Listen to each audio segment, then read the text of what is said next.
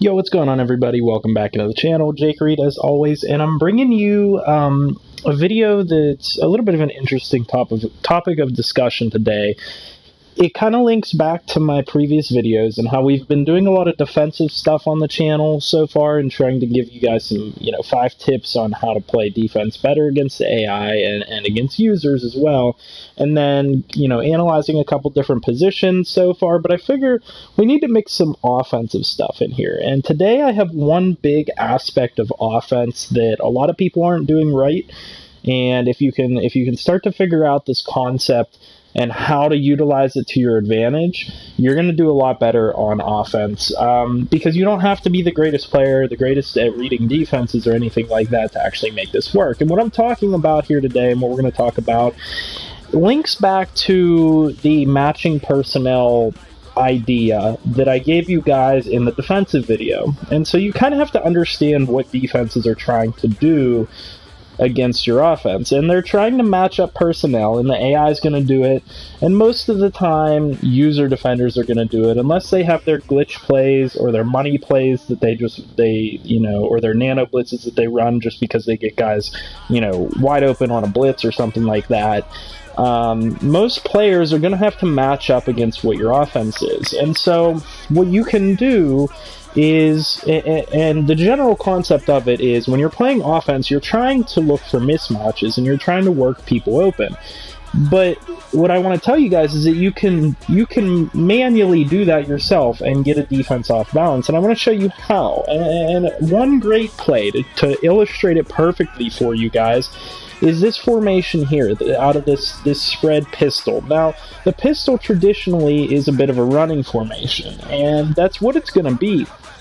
However, this has 4 wide receivers in it, so when it pops up for the defense, it's going to read 4 wide receivers, 1 halfback. And so they're going to be tempted, and more often than not, the AI will come out in something that is more like a quarter formation.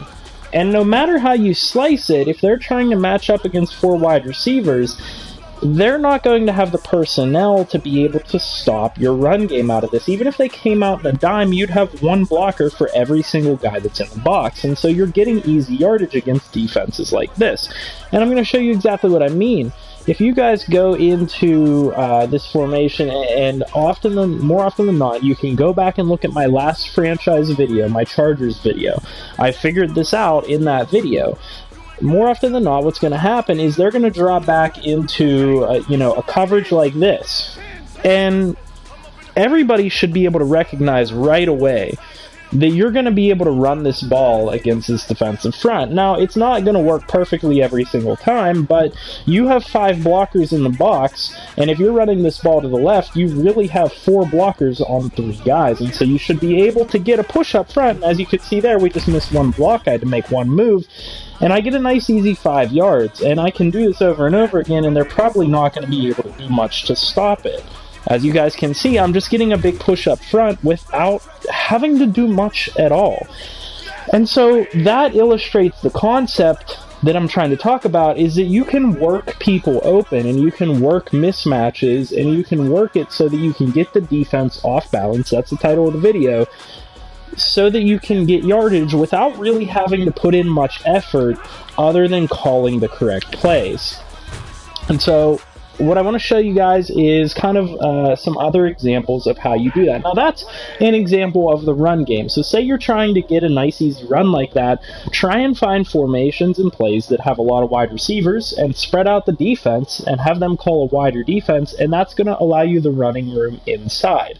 Now, some other examples of that are going to be as follows. I have one more really good example, and then we'll go ahead and show you guys some more kind of minor examples in between there. So if I go ahead and go to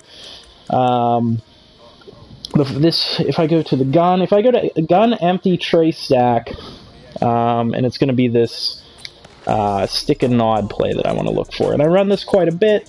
And I want to show you guys that it really can work out of any gun type of formation like that. They're going to come out in probably, let me go back and see if I can, they're going to come out probably something to defend a, where's the dime at? Why can't I find the dime? There we go. they're going to come out something probably to try and defend 3 wide receivers, because what it is it's a running back spread out and a tight end spread out. And so it's going to give them the impression that it's only a 3 wide receiver set. However, it's a 3 wide receivers and 2 tight ends. And so you're going to end up with a mismatch here, because they're going to come out in a formation to stop 3 wide receivers, but you're also going to have 2 tight ends out there that aren't going to be pass blockers. They're going to be receivers. And so what you can do is you can look for gaps in the defense. Now, what I want to show you guys is it's not going to work every single time, but if you look at the first tight end off the ball here, Hawkinson has a giant gap. And so what you want to try and do offensively is recognize that that is automatically a mismatch, because there is so much space. So you want to audible him into a route that's going to take advantage of that space. Now, it could be that, or you could do the route that he already has on. I just messed that up, so I'm going to go ahead and reset the play. If I reset the play, you're going to be able to see that Hawkinson, that route is targeting that empty space right there, which is a-okay. But you can do more than that. And I know a lot of leagues, if you're playing a franchise online or something, don't allow a ton of audibles prior to the snap of the ball. However, what you can do a real quick adjustment here. Kenny Galladay's going deep, and Jones Jr. on the left side is going on an out route. Now, that's an inefficient way to do this, and the reason being is that the corner that's actually guarding Galladay on the outside is further off the ball.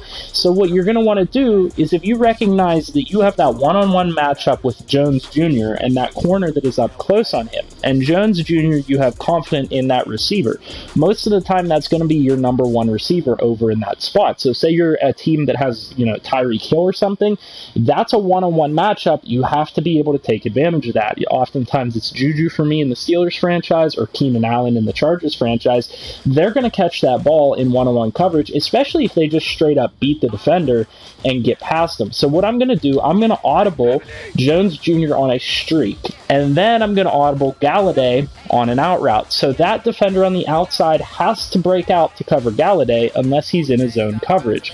And then it leaves me with one-on-one coverage with my best receiver there, going on a streak, who will probably have some type of inside leverage because of the way those defenders are playing. They're playing kind of off and to the outside.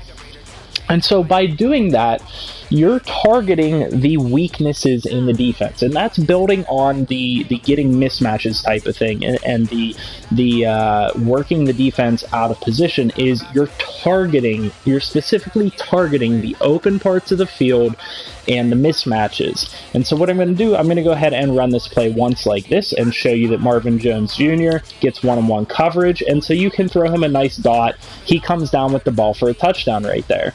And oftentimes it'll work out differently. Maybe he'll go inside, maybe he'll go outside. It could work out slightly differently, but that's the short of it. So I'm going to do the same audibles there, but this time what I'm going to do is I'm going to put Hawkinson on a streak and see if maybe he can get open in that space right there. And so as you can see, I targeted that space. Hawkinson got open in it. I made a bad pass, but I targeted that wide open space there right underneath the safety and past the linebacker, and I'm trusting my tight end to get open in that space. And so you can see right there, if I throw it to the right a little bit, there we go. That's another touchdown. And you're targeting the open parts in the field. You're targeting the mismatches. And you have to be able to recognize these things before the snap of the ball, because they're really truly very simple. And this doesn't require you to read a whole lot. It doesn't require you to make 4 reads and say like, oh, is triangle open, is square open, is R1 open, is circle open, oh boom, I got to throw it to X. You don't have to do that, because you know that there are 2 open spots on the field right now. So that's all I'm looking for. I'm looking for my other guys to run off the defenders, and I'm looking for X to get open in that open spot, and I'm looking for Marvin Jones Jr. to potentially get open in that open spot, and then you have a dump off in Jesse James underneath if you need to. And so, boom, nobody's open. I can just throw to Jesse James on a quick little possession catch underneath and pick up a couple extra yards. Now, other ways to do this that I can give you a good example of what worked last year, and you probably saw in my videos last year, that doesn't work anymore. Now, in the single back wing pair, they had a halfback dive play that they completely removed from the game because it was too powerful. Now, what they did this year is they switched it to this RPO, this halfback dive alert smoke, and we're just going to run it against a random play on defense. This would get the defense very heavily off balance most of the time, and the reason being is because all of those players are stacked up on the right side of the ball, and so you would generally want to target the left side in terms of trying to get an open running lane, because you could intentionally run this play and say, look, if you guys don't defend the right side, I got 4 blockers over there, 3 extra blockers, I'm just going to run it to that side and get 10 yards. And so defenses would have to shift to defend that right side, leaving the left side kind of wide open for a run. Now, this year it doesn't work quite as well because they changed the plays up, but the concept remains the same. The concept is, look, they have to shift over like that to defend the right side. Now, if I try and run this ball to the left side and I get the blocks, boom, open lane, 15 yards. Do you see what I'm saying? Real nice and easy. They have to try and shift to defend the strong side of the ball, and a lot of times teams will do that. And then other things that you want to notice is that I want to try and run one more play against this, because there's a really good way to take advantage of blitzes, and I don't think people really recognize this sometimes, and it's kind of surprising to me because it's a very simple concept. So if I go out into like a 4-3 and then do a safety blitz here, let's just do this. Oh crap, I called the wrong play. So let me reset it real quick. I apologize for that. It throws me off because when I come into these game modes, I normally have X. Oh, X is in the middle. I'm just going crazy. I was going to say, I normally have X in the middle, but for some reason it wasn't. Okay, on the defensive side of the ball, X isn't in the middle, so I'm not going crazy. So I'm calling safety blitz here. And what you see, okay, safety's coming down right now. You have to recognize when there's a blitz on. And a lot of times this could be a fake blitz, but audible out of that and target those blitzing players. This is one of the most simple concepts in all of football, and I don't see people do this enough, and it really frustrates me in Madden. Target the blitz, because if I throw that slant route at where that safety is showing a blitz from, that means that's an open space. Now, maybe that corner over there can make a good play and bat the ball down, but they're never going to jump in front of that ball and pick it off unless there's this linebacker that drops back underneath. So what I'm going to do, boom, throw it where that safety is and get a ton of yards, and that's a touchdown right there. And I don't see people doing that enough. You've got to target the open part of the field, and if you recognize that there's a blitz from a specific spot like that, target that spot, because that spot's going to be open. That safety right there, right up from the left tackle, they're blitzing. They showed it. They're coming up, and they're leaving space on the corner out there. So that spot right there between the numbers and the hash marks, that's going to be wide open. And I can throw that for a touchdown all day long if I have a fast wide receiver. So I really want you guys to start getting in the mindset of finding the open spaces in the defense and trying to make mismatches that allow you to get yardage, because I think a lot of people kind of ignore the mismatches and they just say, oh, this is a money play I saw online, let me just run it over and over again. Or this is a play that I know works, let me run it over and over again. Now, don't get me wrong, there's nothing wrong with having plays that work for you and plays that you know the timing on and plays that you know where people are going to be and when. But at the same time, adjust and target specific parts of the field. Likewise, I can probably call my play action play here knowing that this is a safety blitz and probably get somebody open coming across the middle if I target against that blitz and see the blitz is coming. If I could get that ball off, I probably could get somebody open on a play like that. You know, a lot of the time you're not going to get people open on blitzes through play action, so what you can try and do to target that is call the play action play that you think is going to be able to actually, you know, target against what they're doing, and then press R2 as soon as the ball happens, and then you can throw the ball without repercussion. You can basically, how do I want to say, cancel out the play action play. And so you saw in the first play that play action play kind of ruined me because it gave them time to get in here and get a sack. And so what I'm going to do, I'm going to call this play action play where I have guys coming across against the blitzes, and then I'm going to press X and then press R2 to get out of the play action and then throw the ball off. Obviously, I tapped it, so I didn't get the ball off on that one, but you saw how effective it is doing that and throwing against the blitz multiple times. I've shown it to you over and over again, and honestly, online, people are going to do that, and in franchise mode, the AI is going to blitz you. You're going to get blitzed all the time, and so you have to recognize it, find the open holes in the defense, and start to go against it. And so those are my couple tips for today in terms of trying to work the ball open and work people open and work mismatches and get the defense off balance is try and call things like this that will, force them to respect a certain side of the field and then go the other way. And I can show you an additional play out of this formation that works pretty well. Plays that work really well this year, if you're not running the ball very well, try counters. Counters worked really well this year, and I think they finally figured out the blocking on counters this year, which is really a surprise to me. But like, say you're not running the ball straight up very well this year, call a counter to go against the over-aggressive defense, and you're going to get holes because your linemen actually know how to block it this year. They fixed that this year compared to previous years. They haven't blocked it very well in previous years, but start to try and call these plays because they will work.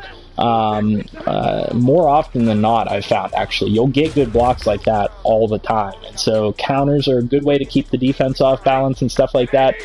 And that's just kind of a basic football concept that I think a lot of people have been overlooking for a while, is keeping the defense off balance and learning how to work the defense so that they're off balance. That's why there are these different types of plays in the game. There's direct runs, there's tosses, but then there's counters whenever you have a team that's over pursuing. There's run plays, but then there's play action plays whenever you get a team that's over pursuing those short run plays.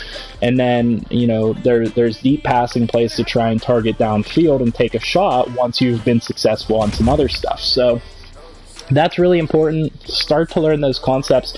Hopefully this video helped you guys out to kind of realize how you can kind of target defenses and target the open spots on the field and really kind of throw against them or run against them to get yardage. But generally speaking, I think this will help you guys out. If you start to think about defenses in this manner, you'll be able to target them better and be able to get better things going for yourself on offense. So hopefully it helped you guys out. Like I said, leave a like on the video, subscribe to the channel for more, and comment down below.